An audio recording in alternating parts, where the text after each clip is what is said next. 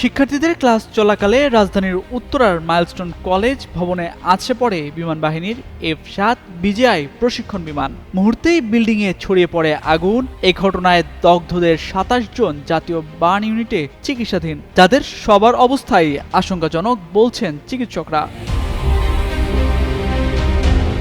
এ ঘটনায় একদিকে দেশ জুড়ে বিরাজ করছে শোক, অন্যদিকে বিমানটিও নিয়ে চলছে আলোচনার সমালোচনা। কৌতূহল জাগছে এই বিমানের সক্ষমতা নিয়েও। এখন পর্যন্ত বিমান বাহিনীর বহরে ১৬টি F-7 বিজিআই মডেলের যুদ্ধবিমান রয়েছে।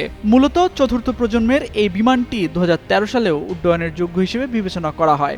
এর সার্ভিস সেলিং ১৭,৫০০ মিটার। একযোগে ৫ থেকে ৭টি পয়েন্টে হামলা করা সম্ভব এই বিমান দিয়ে, যা একসাথে ৩০০ কেজি পর্যন্ত বোমা বহন করতে সক্ষম।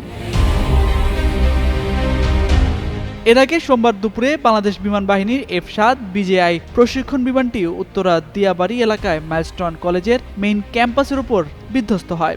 দুর্ঘটনার পর থেকে আগুন নিয়ন্ত্রণে কাজ করছে ফায়ার সার্ভিসের ৯টি ইউনিট। উত্তর ফায়ার সার্ভিসের ডিউটিরত অফিসার বলেন, মেট্রো রেল স্টেশনের প্রধান অফিসের পাশে মাইলস্টোন স্কুল অ্যান্ড কলেজের ক্যাম্পাসে বিমানটি বিধ্বস্ত হয়। সেখানে ফায়ার সার্ভিসের একাধিক টিম কাজ করছে।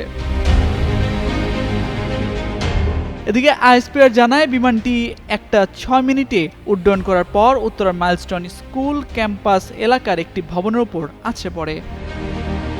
তামজিদ মির্জা, যুগান্তর নিউজ।